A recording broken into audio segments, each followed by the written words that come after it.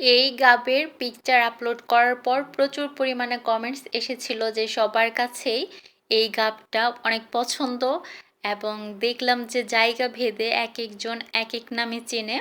তবে আমাদের এলাকায় এটা বিলাতি গাব নামে পরিচিত।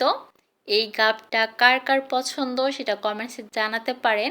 এছাড়াও আরেক ধরনের একটা গাব পাওয়া যায়, সেটা সাইজে ছোট হয়ে থাকে এবং সেটার টেস্ট কেমন আমি জানি না, কখনো দেখি নাই বা খাইও নাই।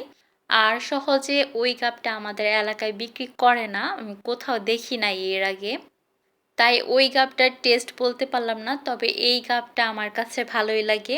এই গাবটা মিষ্টি হয়ে থাকে, আবার কিছু কিছু ক্ষেত্রে অনেক সময় পানসে টাইপেরও হয়ে থাকে। এই গাবের মধ্যে সাধারণত 4 থেকে 5টার মতো বীজ থাকে। আর এই গাব অনেকগুলি খাওয়া যায় কারণ এটা টক থাকে না, এর জন্য। আপনাদের এলাকায় এই গাবটা কি নামে পরিচিত সেটা কমেন্টসে জানাতে পারেন।